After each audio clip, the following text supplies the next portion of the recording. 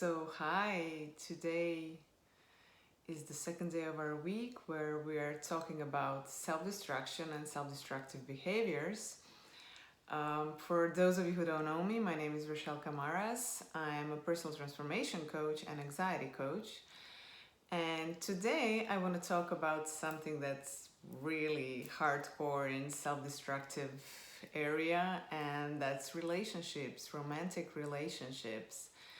Um, Besides our work and our health, emotional relationships are one of three pillars of our life that if we have challenge or problem or are kind of out of balance, we will always grab something to change that. We will do a change, we will make a change. So, how does it work with relationships and our self destructive behaviors? I will share with you some of my stories. I have more than few of them, trust me. Not so proud of them, but they led me to where I am today and to something that I really am proud of, and that's really being a functional, emotional human being. But my first question to you is, how do you actually see yourself? How do you treat yourself? If you want to comment below in comments, please do. I want to hear your thoughts. If you're watching this live, you know the drill. Write down in the comments hashtag live superhero. If you're watching a replay, hashtag replay superhero. So, how do you see yourself? The way we see ourselves, the way we treat ourselves, is exactly the way our partner is going to treat ourselves. If we don't love ourselves, if we don't respect ourselves, if we're not our best version and asking to be, from ourselves to be the best version of ourselves, then in a way when we get into relationship with someone, we teach that person how to treat us. Because if we don't need anything, if we don't ask for anything, if we don't communicate well, if we don't know what we want, and then we don't communicate it with our partner, he's not, we're teaching him how we want to be treated. He or she is not gonna know what we really want and how our relationship should look like. And then the next question is, do you really know what you want? What do you want from your relationship? What do you want from your partner? How do you want that to look like? What makes you happy in a relationship? I have so many stories of my own, but definitely my issue when I got divorced 10 years ago was that I was always choosing partners who were, let's say, not on my level. By that I mean not growing, not learning, not being super successful, not being emotionally open or communicating the way I would like them to communicate it. But then after many years of, errors and learnings, I realized that I was not there. I was attracting what I was, and always, trust me, you will always attract the partner that's very similar to you.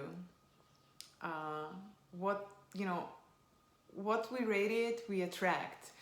So I realized that I'm attracting unavailable partners, those that I can trust, those who are not willing to commit, who are not over their past relationships. And I was always like, what the heck? I mean, why do I get partners like that?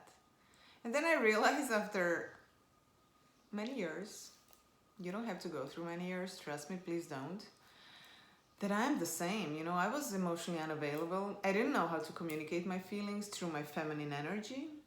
We're gonna go there a bit later. I didn't know what I want. I wasn't willing to commit because I just got out of my 10 years of marriage and I was hurt and I really didn't know what I want. But I wanted to have someone to hug me and kiss me and make love to me, but I really didn't know what I wanted. And it took me a few years to heal from that, but only because I wasn't really aware of it.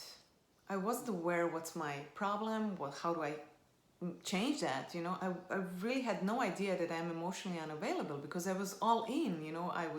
I'm a kisser, I was a hugger, I'm very sensual, I like being with people, I like being with my partner. But then I realized, yeah, that's all the surface, but underneath you're not giving 100% of yourself. And that was my huge self-destruction. When I realized that, my whole world changed. I finally managed to find a partner who would be normal for me, who would be similar to me in a healthy way, so we can both grow, and we have similar interests, similar level of trust towards each other. And what I've learned through that, to my relationships, are the biggest self-destruction you make is by not living your own life. Again, we always come back to that. You're not a superhero of your own life. You cannot be a superhero. And what you want, you will attract. So be careful with, what do you want? What is it that you want from your relationship and your partner? Always go back to that. Write it down on paper. What do you want? And you will attract that. You will get that. If you are 100% aligned with yourself from the inside, feeling that's what you want, you will get that. If you are in a relationship, or you were in a relationship that are not making you happy, you feel disrespected, you feel like you're not good enough, you're not good enough for the man, to even be in a relationship, you don't feel loved, you don't feel cherished, you don't feel you're getting something out of it, you don't feel you're growing together, or even you feel you're growing but your partner is not, then there is really a space for conversation. That's the moment when you need to sit down with your partner, be honest, and talk very honestly and be vulnerable about it, and say everything that bothers you. There is no other way, trust me. If you do it any other way, you're lying to yourself. You're not being honest to yourself. And then again, if you want to live in life, if you feel everything is perfect, and deep down you know it's not, then your life is going to be pretty miserable. You're never going to be a superhero of your own life. And now if you're in the phase of leaving a relationship or starting something new, I would say the main thing is don't bring your own old beliefs into a new relationship. Because what happened with someone with whom you've been 5 years ago or 3 years ago or a year ago, that doesn't mean you're not dating the same person and you are not the same person. If you did some self-work, if you did some self-education, if you work with some of the therapists, life coaches like me, there is no way you didn't change. You will change your habits, you will change your behavior, and you will ultimately become a superhero of your own life. You should never, never accept anything less than the best for you. Then there is a question, do you need to be a superhero of your own life? Is that what you want? If you want that, then this is the first step. Being aware of it, start changing your habits, start changing your behavior day by day. Acknowledging what you're doing. Are you going through your partner's mobile phone, reading texts, snooping? I did that. Not really proud of it, but I did that because I didn't trust anyone. But I didn't trust myself. Not that I would cheat, but I wasn't in 100%. Are you in the same position that you are not feeling that you can trust someone, that you are having a committed partner? Are you asking your partner, what's the next step in our relationship, especially if you're a woman? What's next? What are we? What are we gonna be? Don't ask that. That's man's thing to ask. Man is the one who, who's the engine. Masculine energy is the one who basically, either if it's, gay couple, it doesn't matter. There is always someone who has feminine and someone who has masculine energy. The masculine energy is always the one that initiates things.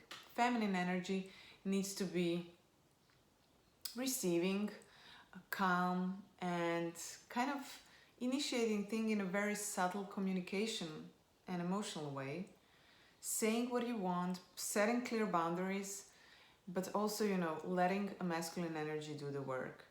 So if you need help, if you want to be in a healthy relationship and you're not, or you're in an unhealthy relationship, if you need help, ask for it.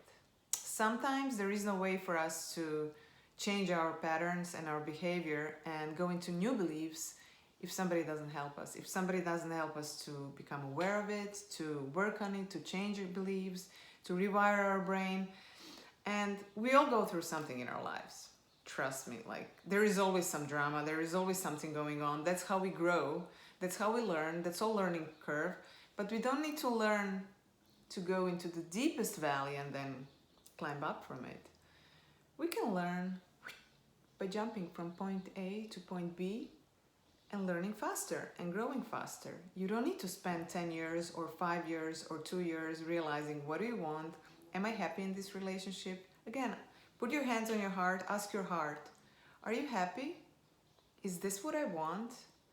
If there is one signal inside of you, those gut feelings or the straight answer no, then change something right away. Because your energy goes where your intention flows. And if you set your energy into the space of loving, happy, fulfilling relationship with mutual growth and making something together, then in the end you will end up having that. If you settle for less, you will never ever get more, because you will teach your brain, your emotions, how to treat others, and you will basically never grow out of it. So today the subject was relationship.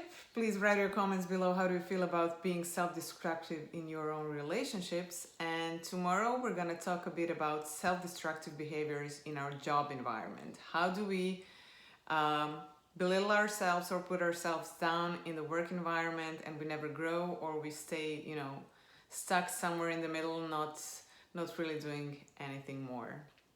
Have an amazing day and see you tomorrow, same time, same place.